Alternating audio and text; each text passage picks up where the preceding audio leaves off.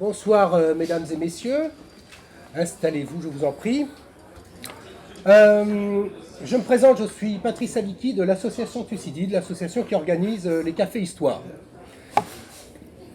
Le 10 juin 2014, vous m'entendez bien au fond? Ça va? Le 10 juin 2014, des soldats de Daesh se filmaient en train de détruire au bulldozer un mur de sable symbolisant la frontière entre Irak et Syrie. Photos et vidéos diffusées sur Internet étaient diffusées sur Internet avec ce titre « Briser la frontière Sykes-Picot ». À la fin du même mois, le 29 juin 2014, le leader de Daesh, Abu Bakr al-Baghdadi, je ne sais pas si je dis bien, proclamait la renaissance du califat dont il prenait la tête. Califat, Sykes-Picot, voilà qu'à nouveau l'actualité nous plonge dans l'histoire. C'est une histoire récente puisqu'il s'agit d'événements qui ont presque tout juste 100 ans. Nous sommes en pleine Première Guerre mondiale, l'Empire ottoman agonise, Français et Britanniques sont prêts à s'en partager les dépouilles. Deux diplomates, Mark Sykes et François-Georges Picot, négocient ce partage et tracent des frontières sur une carte. Ces mêmes frontières remises en question aujourd'hui par Daesh et par d'autres. Pour évoquer ce moment d'histoire et d'actualité, l'association Thucydide a invité ce soir, pour son 53e Café Histoire, un éminent spécialiste du Moyen-Orient et plus précisément de l'histoire contemporaine du monde arabe, M. Henri Laurence. Henri Laurence qui, en dehors du fait d'avoir été jadis mon professeur à la Sorbonne, j'en suis très fier, est aujourd'hui, vous aussi, merci, vous m'avez oublié, je suis sûr, est aujourd'hui professeur au Collège de France ainsi qu'à l'Université Saint-Joseph de Beyrouth. Monsieur Laurence a écrit un grand nombre d'ouvrages et d'articles sur le monde arabo-musulman contemporain, des ouvrages, et je ne dis pas ça pour vous flatter, je le pense vraiment, des ouvrages d'une incroyable clarté qui ont tous le mérite de nous éclairer sur une histoire et une actualité qui paraissent bien complexes. Monsieur Laurence, c'est avec un très grand plaisir que nous vous accueillons ce soir, que je vous cède la parole pour nous parler des accords Sykes-Picot. Voilà, quand j'ai l'habitude de parler de la Première Guerre mondiale au Proche-Orient, je dis que par rapport à la boue des tranchées, c'est le sable chaud. Mais dans le cas précis, c'est plutôt les antichambres diplomatiques que nous allons voir. Alors, il faut, pour comprendre ce qui va se passer dans les négociations, revenir évidemment en arrière, puisqu'il y a une longue histoire qu'on appelle celle de la question d'Orient, qui est une histoire complexe et qui, à mon avis, continue de se poursuivre aujourd'hui. Mais enfin, techniquement, cette question d'Orient, c'est le sort de l'Empire ottoman. Et les puissances occidentales, d'un côté, n'étaient pas capables de se mettre d'accord pour se partager l'Empire ottoman, entre autres raisons, parce que l'Empire ottoman était sur la route des Indes et que les Indes, c'était vital pour l'Empire britannique. Et donc, les Anglais interdisaient à tout autre compétiteur de se mettre sur cette route des Indes. Donc, finalement, l'intérêt majeur des grandes puissances était le maintien de l'Empire ottoman, puisque c'était une structure juridique commode pour les investissements économiques des Européens dans la région. Et donc, ils n'avaient pas vraiment envie de faire disparaître cet empire. Ce qui se passe au moment des guerres balkaniques, 1912-1913, c'est tout à fait significatif, puisqu'à un moment, on a l'impression que l'Empire ottoman va complètement s'effondrer, mais les puissances européennes considèrent que cet effondrement sera une perte pour eux parce qu'ils vont perdre leurs privilèges si cet empire s'effondre. Donc, à la fin de 1913, le consensus européen est bien le maintien de l'Empire ottoman. Alors ensuite, il faut très brièvement examiner les deux protagonistes de cette affaire essentielle que sont les Français et les Anglais. Les Français sont très solidement installés économiquement dans l'Empire ottoman, sont les premiers investisseurs européens du point de vue de l'économie. Ils contrôlent en particulier la majorité de la dette ottomane, mais ils sont surtout une grande puissance culturelle. Il y a le fait que le français est devenu la seconde langue de l'Empire, la langue d'administration, de modernité.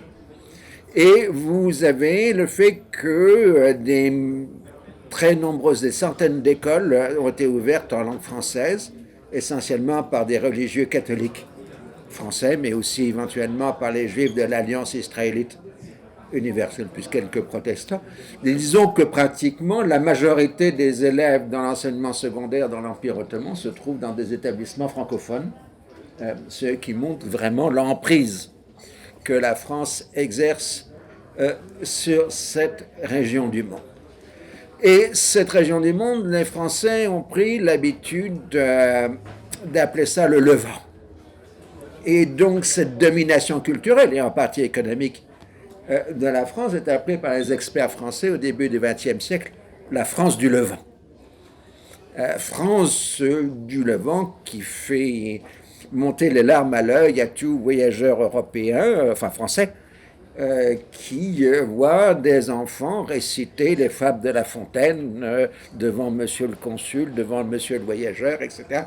Même des Français les plus xénophobes, Maurice Barrès par exemple, celui qui en France explique que c'est la terre et les morts qui fait l'identité de la France, il s'extasie devant ces Levantins francophones dans son célèbre Voyage au pays du Levant de 1913, mais publié au lendemain de la Première Guerre mondiale.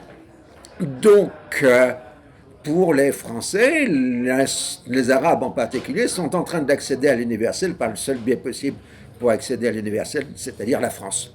Puisque l'universel et la France, pour les Français, c'est la même chose. Dans les Anglais, les Anglais, ils sont vexés parce qu'eux, ils n'ont pas d'école. Les seules écoles anglophones qu'il y a dans la région, ce sont les écoles des missionnaires américains, protestants, qui sont la concurrence des écoles françaises. Mais les Anglais, ils n'aiment pas faire des écoles, ils en font très peu. Et ils trouvent que ces Levantins sont des gens qui ont toutes les tares des Français sans aucune des qualités des indigènes. Donc ce sont des gens des sang mêlés, des métis, des identités pas très compréhensibles. Et dès les années 1880, les voyageurs anglais développent un contre-mythe par rapport aux Levantins francophones et francophiles. C'est le mythe des Arabes du désert, bédouins, des véritables héros médiévaux qui vivent sous la tente et qui se caractérisent par ce qui est fondamental pour un Anglais, c'est-à-dire l'authenticité. Tandis que le Levantin est quelqu'un, par définition, totalement inauthentique. Donc voilà à peu près le cadre mental dans lequel Français et Anglais vont aborder la Première Guerre mondiale dans cette région du monde.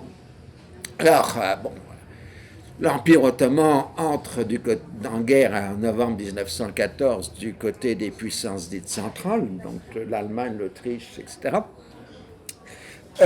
Pour des tas de raisons que je n'ai pas le temps d'expliquer ici. Et pour les gouvernements des jeunes Turcs, cette guerre, c'est l'occasion d'établir une indépendance nationale, c'est-à-dire de supprimer tous les privilèges que les Européens ont dans cette région du monde, et même de créer une nouvelle économie industrielle ottomane qui ne dépendrait plus donc des importations et du contrôle économique des puissances européennes. Donc ça, c'est parmi les motifs du gouvernement jeune turc. Alors, Français et Anglais sont surtout extrêmement inquiets parce qu'il y a les Allemands. Et les Allemands ont fait un contre-modèle par rapport donc aux Levantins et aux fils du désert. Le modèle allemand, c'est ce qu'on appelle le Dschihad Minne Germany. Les orientalistes allemands sont persuadés qu'en prenant le djihad partout dans le monde, ils soulèveront toutes les populations musulmanes des empires coloniaux français et anglais, donc l'Afrique du Nord pour la France, l'Inde pour les Britanniques, et c'est avec cette arme du djihad que les Allemands vaincront les puissances alliées. Et donc, non seulement l'Empire ottoman proclamera le djihad contre les Français et les Anglais, mais les Allemands vont le soutenir, le financer, envoyer partout des émissaires pour provoquer la guerre sainte contre les puissances coloniales. Ils iront jusqu'en Afghanistan, les émissaires allemands.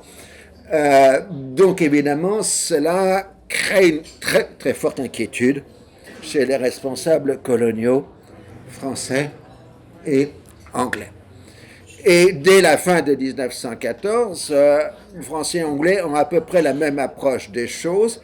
La seule façon de contrer le djihad Minne Germany, c'est de créer un contre-calife qui serait le shérif de la Mecque, le maître du Hejaz, qui lancerait une révolte arabe. Et donc des négociations compliquées vont passer entre les Anglais et le shérif de la Mecque à travers la mer Rouge sur des bateaux français. Enfin, c'est une histoire un peu compliquée, d'autant plus que le texte anglais, le texte arabe de la négociation entre Sir Henry McMahon et le shérif de la Mecque diffère, parce que les traducteurs que les Anglais ont utilisés ne sont pas très bons. Donc évidemment, ça pose des problèmes, et un des problèmes centraux, c'est que les Anglais ont voulu dire que ce qu'ils promettent territorialement aux Arabes ne va pas jusqu'au rivage de la Méditerranée. Et pour cela, ils ont utilisé l'expression « les régions non purement arabes », ce qui n'a aucun sens pour le shérif de la Mecque, qui ne connaît pas cette distinction anglaise entre les Levantins et les Arabes. Et très correctement, le shérif de la Mecque répond « mais les chrétiens sont arabes. Ils sont de descendance arabe, de généalogie arabe, ils sont donc purement arabes. » Il y a là une incompréhension culturelle entre la projection mentale des Britanniques et la culture classique arabe que connaît le shérif Hussein. Donc vous avez évidemment des incompréhensions, des quiproquos, des malentendus, un texte qui n'est pas clair, mais de toute façon, comme dans toute la guerre, on essaye de soulever les populations qui sont à l'intérieur de l'empire ennemi, et on fait des tas de promesses, mais on met toujours au-dessous, à condition que vous réussissez. Hein, c'est-à-dire, si vous faites rien, vous n'aurez rien. Hein, ça, c'est toujours la règle. Et les Allemands essayent de faire des soulèvements en Irlande, en Inde, etc. Les Français et les Anglais essayent de faire des soulèvements à l'intérieur de l'Empire ottoman. Bon, fin 14, c'est l'impasse sur le front de l'Ouest, le véritable front français, anglais, enfin chacun s'enterre dans les tranchées à partir de novembre 1914. Et la grande question qu'on va se poser de chaque côté de la guerre, c'est comment gagner la guerre, comment repasser au mouvement maintenant qu'on s'est immobilisé. Et les Anglais ont une idée géniale, on va attaquer l'Empire ottoman pour casser l'Empire ottoman, rétablir la liaison avec la Russie. Et comme ça, on prendra à revers, par l'Europe centrale, l'Allemagne et l'Autriche. Et donc, Français et Anglais, je passe sur les détails parce que l'affaire est assez complexe, décident d'attaquer directement à la capitale ottomane en prenant d'assaut le détroit de Dardanelles. Et donc c'est la terrible bataille des Dardanelles qui commence au printemps 1915, une terrible boucherie, quelque chose d'absolument épouvantable. Or, si les Français et les Anglais débarquent à proximité de Constantinople et presque Constantinople, ils touchent à un point essentiel du rêve russe depuis 2 siècles, qui est que Constantinople doit revenir à la Russie, puisque Constantinople c'est la seconde Rome et que Moscou est la troisième Rome. Et donc c'est le retour de la seconde Rome au giron de la troisième. Et donc les Russes vont savoir, d'accord, attaquer et prenez Constantinople, mais pour nous, il nous faut Constantinople comme but de guerre. Bon, comme les Français et les Anglais ne veulent pas vexer les Russes dont ils ont bien besoin, ils acceptent que Constantinople passe aux Russes. Mais à partir de ce moment-là, ils sont obligés de considérer que c'est fini de l'Empire ottoman. Donc il faut négocier un partage entre les Français et les Anglais du morceau. Alors, après quelques réflexions, discussions, on a considéré que le plus simple était de donner à 2 diplomates, du côté anglais Sir Mark Sykes et du côté français François-Georges Picot, la charge de faire la négociation. Bien évidemment, ils ont des instructions, bien évidemment, ils rapportent régulièrement leurs discussions à leur supérieur hiérarchique. Ils ne sont pas laissés tout seuls, mais ils ont en charge chacun la négociation qui consiste à se partager la peau de l'ours avant de l'avoir prise. En gros, c'est ça. Or, en 1912, pour des raisons que je n'ai pas le temps d'expliquer, l'Angleterre avait reconnu à la France que la totalité de la Syrie était dans la zone d'influence française. Donc, évidemment, la France réclame la Syrie.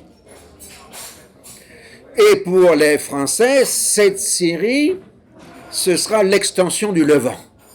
Il s'agit de créer une grande Syrie, les Français appellent ça une Syrie naturelle, qui serait culturellement levantine, c'est-à-dire franco-arabe, qui serait sur tutelle française, au moins pour un certain temps. Mais les Anglais, eux, ils soutiennent la révolte arabe. Et les Français en ont besoin aussi parce que la révolte arabe, c'est indispensable pour contrer le djihad Minette Germany. Et donc les Anglais, eux, ils veulent une grande Arabie. Donc en fait, quand vous regardez les instructions qui sont données à Georges Picot, c'est de trouver la frontière entre l'Arabie et la Syrie. Ce sont des noms de code. Syrie, ça signifie zone française, Arabie, zone anglaise.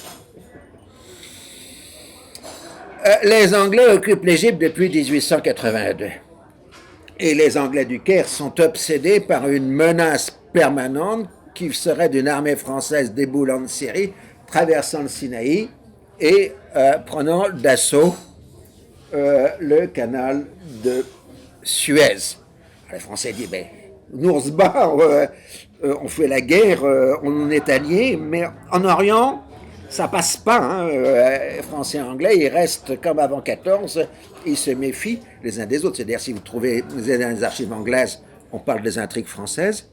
Quand vous êtes dans les archives françaises, on vous parle des intrigues anglaises, des complots, des intrigues, etc.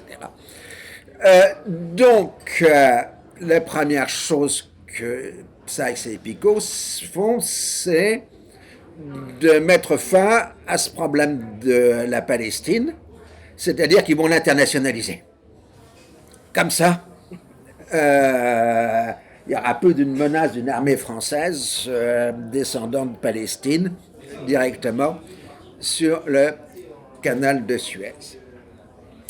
Ensuite, les Anglais avaient fait un contre-projet au projet allemand d'un chemin de fer de Bagdad, qui aurait été un chemin de fer qui serait parti de Bagdad, traversant le désert pour arriver en Méditerranée à Haïfa, enfin Haïfa à l'époque.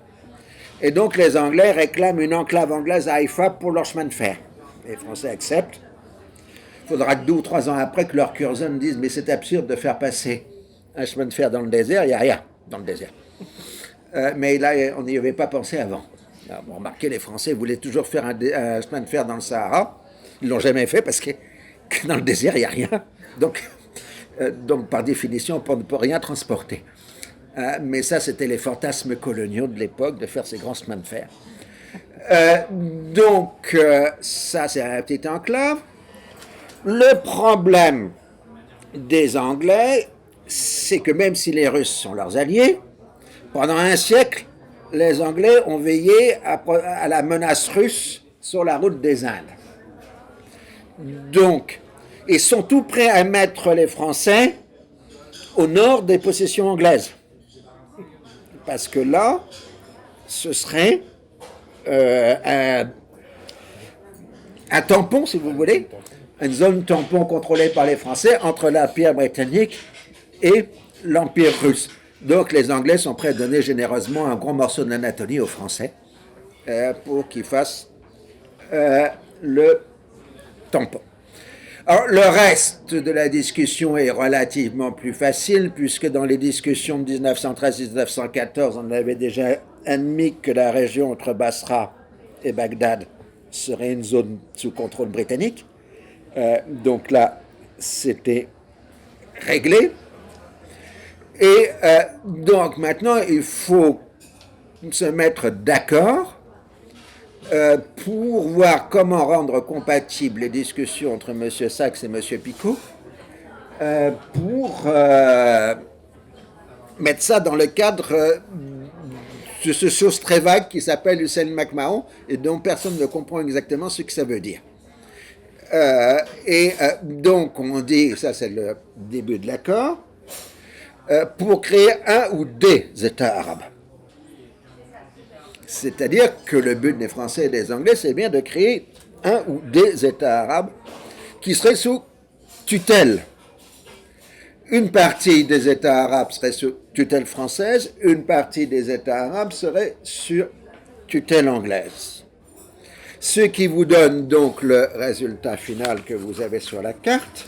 Donc, vous voyez en jaune ici la Palestine internationalisée avec l'enclave de Haïfa. Ensuite, en bleu, la zone directe française qui est surtout anatolienne, ce qu'on appelle la Cilicie. En A et en B, donc en A, c'est la zone de contrôle indirect française, et en B, c'est la zone de contrôle indirect anglaise, et puis en rouge, là, la zone directe des Britanniques. Bon, maintenant qu'on a fait le boulot, les diplomates, on renvoie ça au supérieur. Et donc, on retransmet ça aux autorités supérieures qui regardent et qui approuvent. Et donc, en mai 1916, ce n'est pas M. Sachs et Picot qui signent. C'était une opération de terrorisme pour mes étudiants. Je disais, qui a signé l'accord Sykes-Picot? Et c'est pas Sykes et Picot qui signe, c'est Paul Cambon, qui est l'ambassadeur de France à Londres, qui signe une lettre, un échange de lettres avec Sir Edward Grey, qui est le ministre des Affaires étrangères britannique. C'est pour ça que les Français appellent cela tout à fait correctement l'accord Cambon-Grey. Alors, bon, je dirais tout de suite, c'est plus tard que les Anglais vont appeler ça Sykes-Picot pour en abaisser le niveau, parce que la perfide Albion, évidemment, elle va reprendre ses engagements. Donc, de ce point de vue, l'affaire est à peu près réglée. Les Russes ont donné leur accord, donc ça va. Et puis les derniers à donner leur accord, c'est l'Italie, dans les accords de Saint-Jean-de-Maurienne. Ils auront un siège dans l'autorité qui fait la gestion de la Palestine. Et donc, ils signent à leur tour l'accord. Donc, l'accord Sykes-Picot est en réalité un accord Combangrais qui est repris ensuite dans les accords dits de Saint-Jean-de-Maurienne entre la France, la Grande-Bretagne et l'Italie. En général, les historiens britanniques oublient les accords de Saint-Jean-de-Maurienne. Allez savoir pourquoi. Donc, là, l'affaire est à peu près réglée. Sauf qu'évidemment, on s'est partagé quelque chose qu'on n'a pas. Parce qu'on se bat toujours dans le Sinaï à ce moment-là. On s'est pris une sacrée déculottée aux Dardanelles, très sanglante. Le seul grand exploit des Dardanelles, c'est qu'on a réussi à les évacuer sans perte d'hommes. Et du coup, l'armée française des Dardanelles est partie à Salonique, tandis que l'armée britannique est revenue en partie en Égypte. Enfin, britanniques, ce sont essentiellement, enfin une bonne part, des Australiens et des Néo-Zélandais, ce qu'on appelle les Anzacs. Et les Dardanelles et la campagne d'Orient sera la naissance des nations australiennes et néo-zélandaises dans la guerre. C'est l'épopée des Anzacs qui est restée très forte dans la mémoire donc de l'hémisphère sud, les fameux Anzacs. Et donc l'affaire peut être réglée. Alors maintenant, rappelez-vous que la Première Guerre mondiale, ce n'est pas une guerre de mouvement.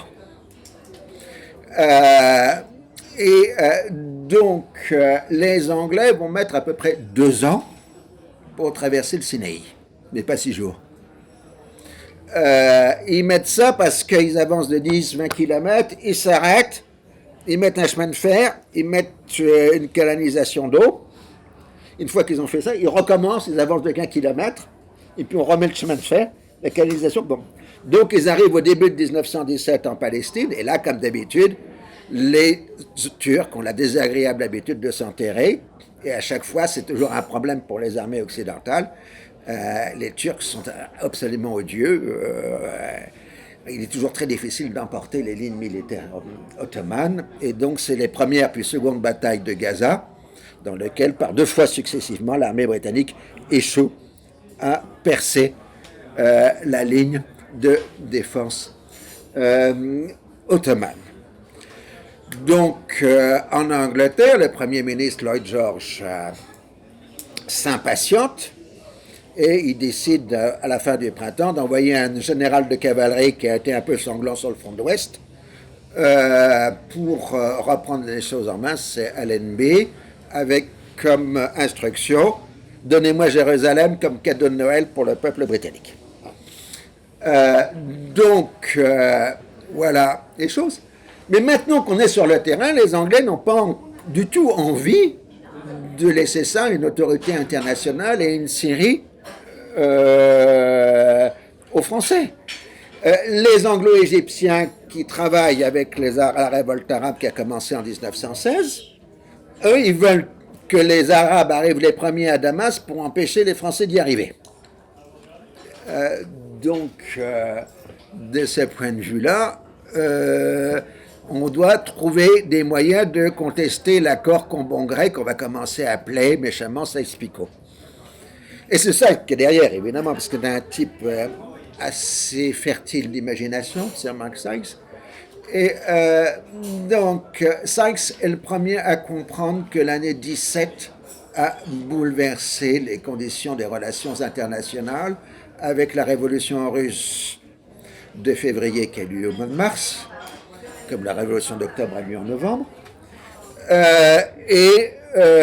différence entre le 90 julien et le calendrier grégorien. Donc, l'impérialisme, c'est fini. Comme il le dit, c'est en mettre au cabinet, nous on dirait en marxiste, en poubelle de l'histoire. Il faut des choses neuves, il faut le droit des peuples à disposer d'eux-mêmes, satisfaire les Américains qui entrent en guerre en avril 1917. Donc on va expliquer qu'on n'est plus là pour partager le monde, mais on est là pour libérer les peuples et les aider à émerger au monde moderne. Alors du coup, pour régler la question de Palestine, Sir Maxas contacte les sionistes en disant on ne pourrait pas faire un peu de bruit, comme ça permettrait qu'on remette en cause au moins la partie de l'accord sur l'internationalisation. Donc les sionistes n'arrivent qu'au printemps 1917 dans le débat, et ça conduira à la déclaration dite de Balfour du 2 novembre 1917. Bon. Les Français, ils ne sont pas très présents sur le terrain parce que leur principale armée à l'extérieur, elle est à Salonique, elle n'est pas en Orient. La seule troupe vraiment importante que les Français ont dans la région, c'est un petit contingent de soldats français d'Afrique du Nord, majoritairement musulmans, qui combat dans la révolte arabe.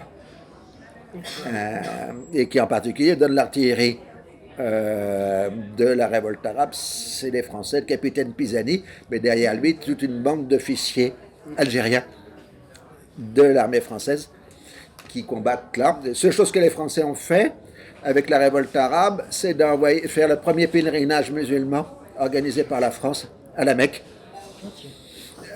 créant le pèlerinage colonial qui durera jusqu'à 1962, puisque la France laïque organisait le pèlerinage à la Mecque, bien évidemment. Donc, de ce point de vue-là, il faut satisfaire le droit des peuples. Bon, arrive LNB, c'est un malin. Il dit, je regarde d'un côté pour frapper de l'autre. Donc, il fait semblant d'attaquer vers Gaza, et il attaque de l'autre côté vers Beersheba. Il perce le front ottoman, et les Ottomans refluent en arrière. C'est exactement la manœuvre que Schwarzkopf a fait en 1991. Je pense qu'il s'est complètement inspiré d'Allenby. Donc, les Anglais entrent à Jérusalem au début du mois de décembre 1917. François-Georges Picot est maintenant haut commissaire de la France en Syrie et en Palestine. Donc, il va voir. Il participe à l'entrée à Jérusalem, et ensuite il dit à Picot, à Allenby, bon, maintenant que je suis au commissaire, comment on fait le partage des pouvoirs? Et Allenby dit, non, on partage rien, loi martiale, on discutera après la guerre. Et donc, loi martiale, tous les Anglais contrôlent tout, et l'affaire est réglée, et puis de toute façon, c'est la fin des haricots, je veux dire.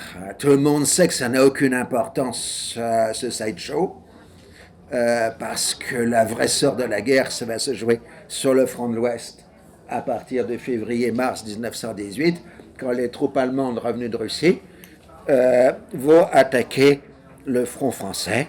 Donc c'est les fameuses offensives de Ludendorff, les coups de boutoir de Ludendorff. Et inversement, Allenby, on lui retire une grande partie de ses troupes parce que vraiment, le sort de la guerre, elle se joue du côté de la Marne, etc. C'est la seconde bataille de la Marne et ainsi de suite. Seule différence, c'est que les Allemands n'ont pas de pétrole, tandis que l'armée alliée a du pétrole. Et l'armée de 1918, c'est une armée sur des camions, des tanks et des avions. Ce qui fait que la mobilité de l'armée française et de l'armée britannique et bientôt des Américains est infiniment supérieure à la mobilité allemande. Ce qui fait que quand Foch prendra l'offensive à partir du 8 août 1918, c'est une offensive continue parce que on fait gripper les unités d'un point à l'autre du front par camion.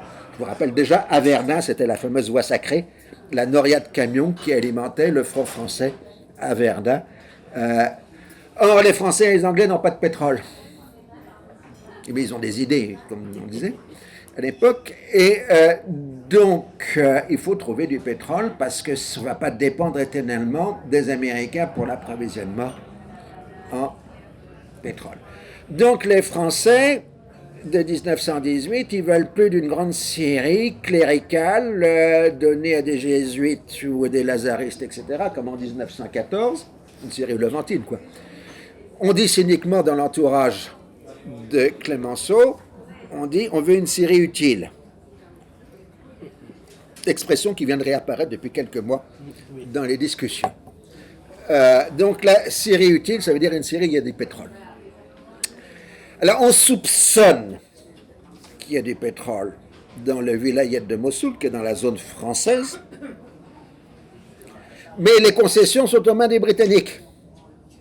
Donc c'est évidemment un peu vexant pour les Français d'avoir le terrain, mais pas le pétrole. Donc la question est ouverte.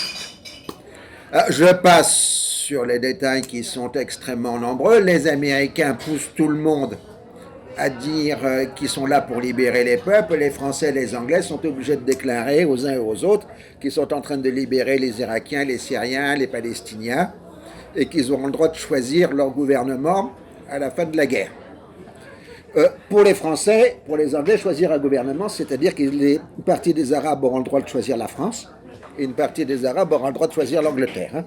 C'est ça que ça veut dire, à peu près. Mais de toute façon, tant que la guerre n'est pas gagnée à l'Ouest, rien ne se passe là. C'est en septembre 1918 que de façon coordonnée, l'armée anglaise de Palestine, l'armée anglaise d'Irak attaque, et en même temps l'armée française de Salonique attaque aussi, et les trois fronts craquent en même temps. Les Arabes arrivent les premiers à Damas, il y a quelques problèmes pour savoir qui est entré le premier, mais ça c'est un autre problème. Et très rapidement, l'Empire ottoman est mis KO, et c'est l'armistice de Mudros qui fait sortir l'Empire ottoman de la guerre. Mais dans l'armistice de Mudros, c'est aussi le fait que les Français de Salonique se sont emparés de la Bulgarie, ils sont en train de marcher sur Constantinople. Il ne faut pas oublier, si vous avez vu le film Capitaine Conan, ça rappelle les exploits de cette armée de Salonique, l'armée oubliée du côté français. Bon. Alors, comment les choses vont se terminer? Les choses vont se terminer par le fait que Clémenceau, c'est un vieil anticolonialiste. Il a bien dans sa majorité tout ce lobby clérical qui veut une grande série française, donc il est obligé d'en tenir compte, même si lui c'est un bouffeur de curé. Et puis il a surtout tous ces experts économiques qui lui veulent du pétrole.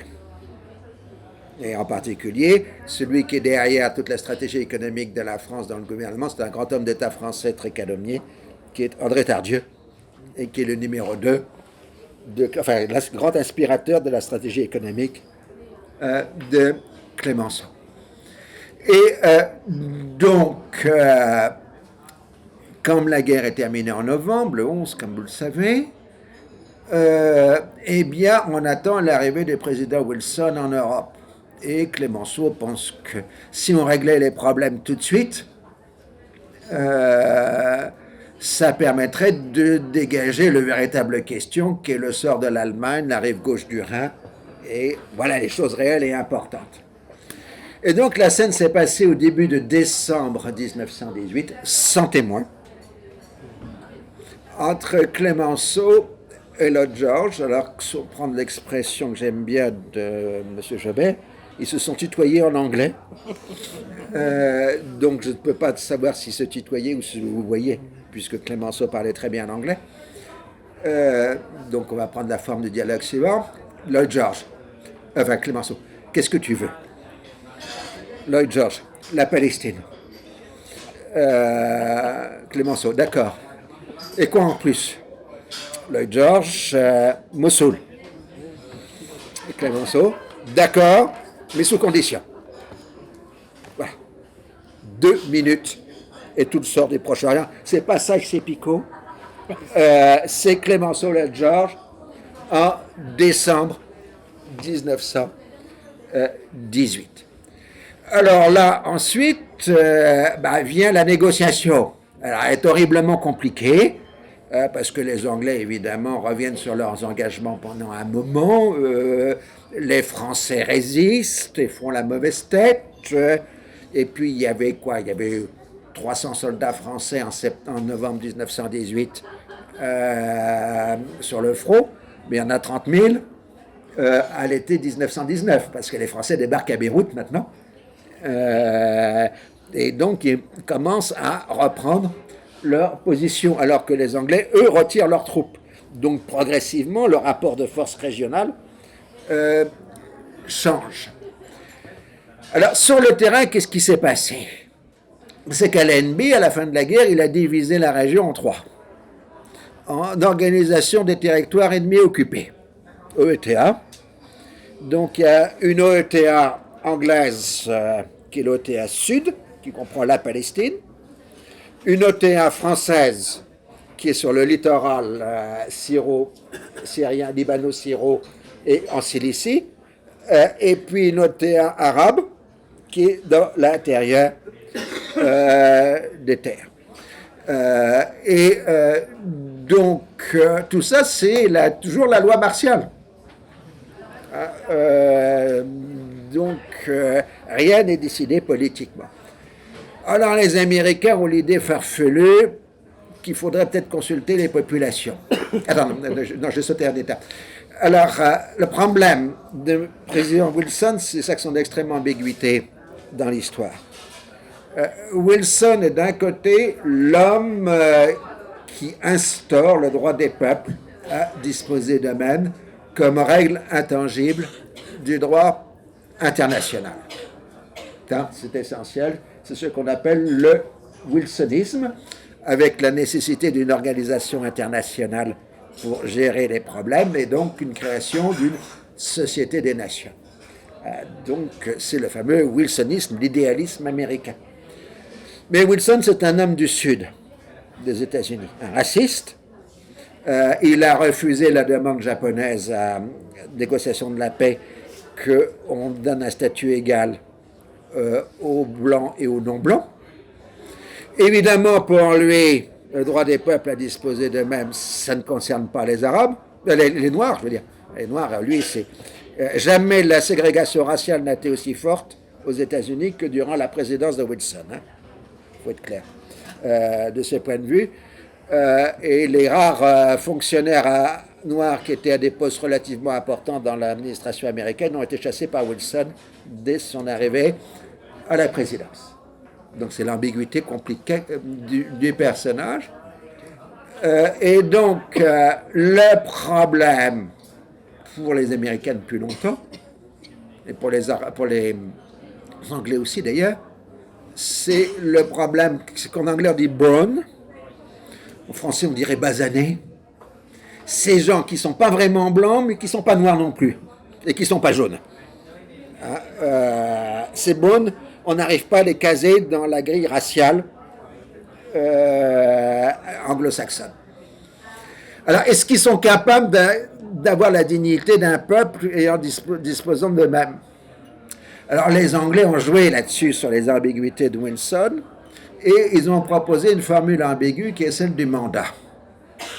Le mandat, c'est une colonisation à durée déterminée, un CDD.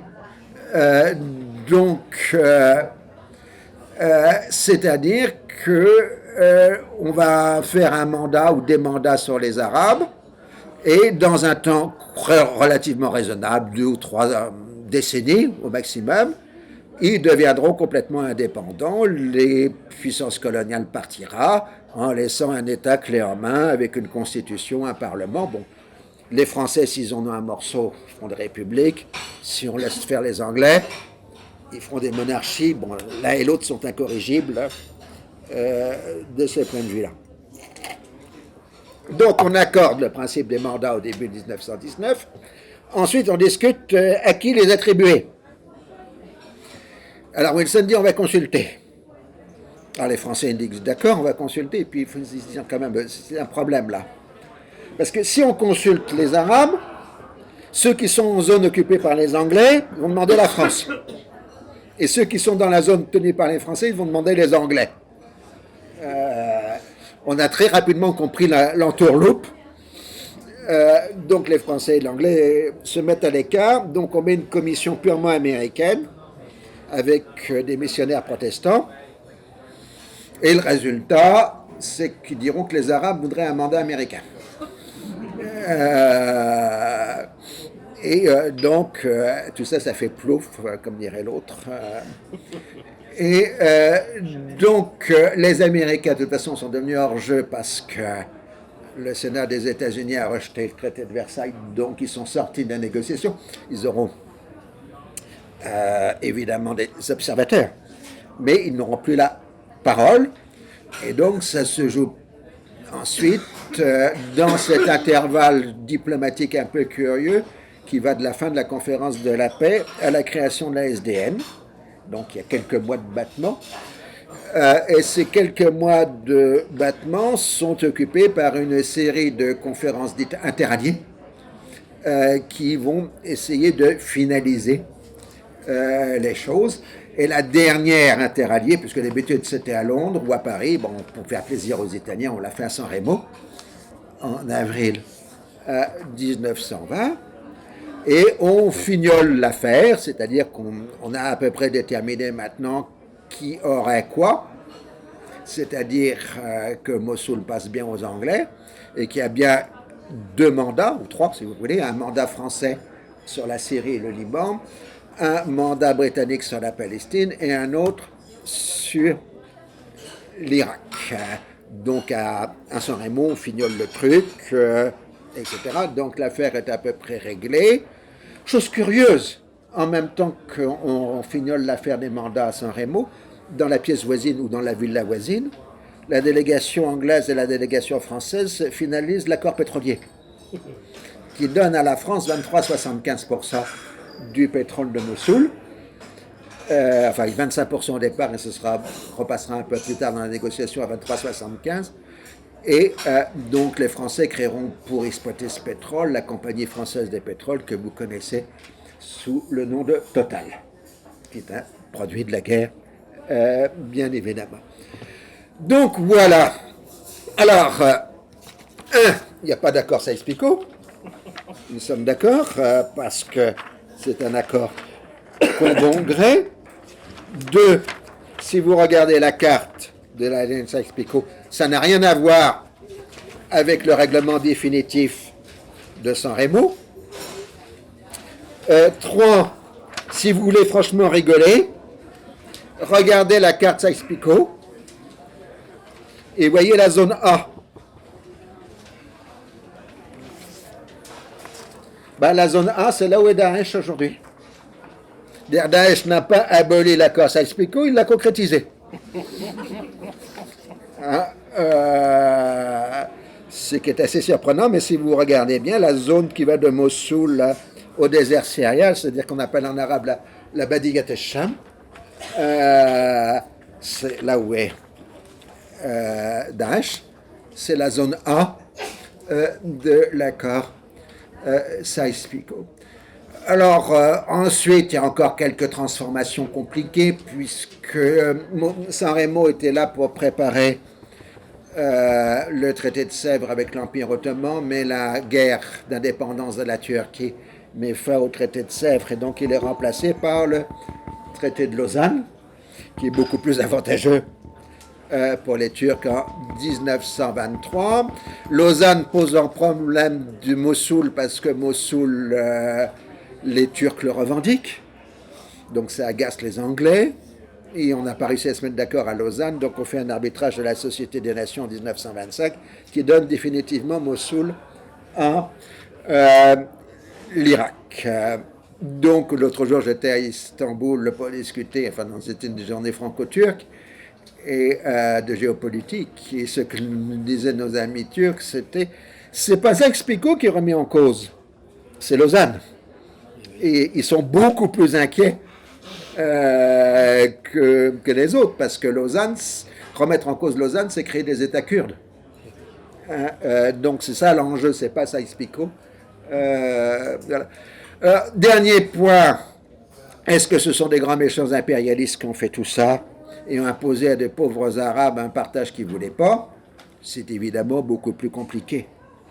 En 1918-1919, il n'y avait pas de force arabe centraliste ayant un moyen d'exiger la création d'un grand État arabe unitaire.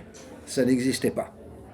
Ce qu'il y avait, c'est qu'il y avait des forces politiques locales qui, jusqu'à 1914, avaient négocié avec le pouvoir central ottoman et qui, ayant perdu le pouvoir central ottoman, veulent se réinstaurer un pouvoir sur un territoire. Donc ils n'ont pas intérêt à avoir un grand État arabe unitaire, ils ont intérêt à se construire un pouvoir local plus ou moins étendu. Et ce qui se passe au début des années 20, disons dans les mandats, c'est un partenariat tantôt favorable, tantôt conflictuel, entre les nationalistes d'un côté et la puissance mandataire de l'autre, puisque la puissance mandataire, elle sait de toute façon qu'elle doit s'en aller. Qui en gros va amener la naissance de forces qu'à défaut d'autre chose j'appellerais centralistes à l'intérieur de chaque mandat. Et ces forces centralistes qu'on peut appeler Jérusalem, Beyrouth, Damas, Bagdad vont prendre le contrôle des territoires dessinés par les Français et par les Britanniques. L'image que j'utilise constamment, c'est la suivante. Les Français et Anglais ont fait les tracés des cartes, les Arabes l'ont colorié. Et en effet, toute l'histoire du Proche-Orient de 1920 jusqu'à 1970, peut-être, au moins jusqu'aux années 60, c'est la prise de contrôle du territoire et de la population par ces forces centralistes dans le cadre des frontières qui ont été fixées au lendemain de la Première Guerre mondiale. Et c'est bien pour ça que ce partage n'a jamais été remis en cause. Parce que, de toute façon, les sociétés ont divergé maintenant. Depuis un siècle, elles divergent. Pensez simplement à toutes les difficultés que l'Allemagne a eues pour réintégrer l'Allemagne de l'Est pour une divergence de 45 ans. Là, vous avez maintenant un siècle de divergence. Quant à Daesh, c'est un coup de propagande. Tous les chefs de Daesh en Syrie sont irakiens. Il n'y a pas un Syrien dedans. Ils font juste de la chair à canon. Le reste, c'était donc de la pub. On filme ça. Mais en réalité, Daesh n'a pas aboli la différence entre la Syrie et l'Irak. Voilà, j'ai fait mes 50 minutes, docteur. C'était parfait. Merci beaucoup. Voilà. Ouais, c'est sketché.